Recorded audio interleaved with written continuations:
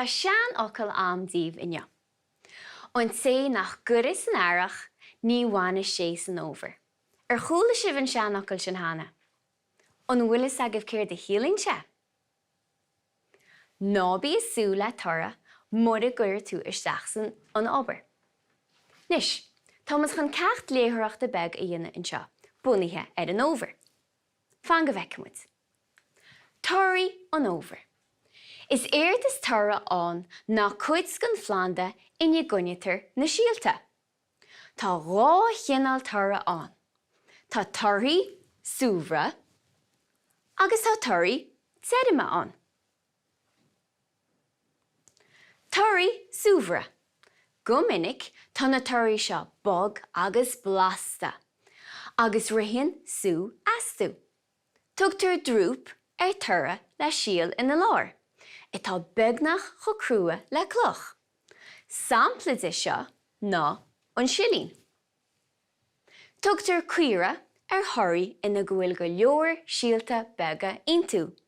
Nús an sú talún, na sméar dubha, agus an fin chuire. Torthaí teirime. Tá buíosc na torthaí seo ina bhfuil an síal sa lár. Bhí an síal a bháin ag gnóna.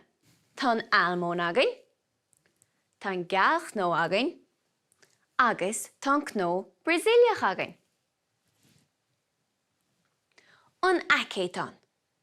Is torthaí teirime iad an acéitán, le scíhan a thug an cúnadóibh imeacht, le dhaoí nús an finseoig agus an seicimóir. Síal an seicimóir. Síal an finseoig. Tá síalta ag léagúim is scapin nuair is scoiltar an fuinneog na píisina. Inis, Thomas chun macnamh bega dhéine an méid a Thomas tar éis léamh. An féidir le smaoinú siar céir de bhí muid a caint faoi. Bhí muid a caint faoi na torthaí, tá rá chinál tortha ain, tá tortha suamhar agus tá torthaí teirime. Bhí muid a caint ar na cnóna, agus bhí muid a caint ar an acéitán. Inis, fan go bhheicimid cuid go na ceisina tá ainin seo. Ceiste bhí híon. Cén saosan na torthaí atá ar fáil. An gcuimhin libh na cinál torthacha a bhí ar fáil? Tá rá chinál an.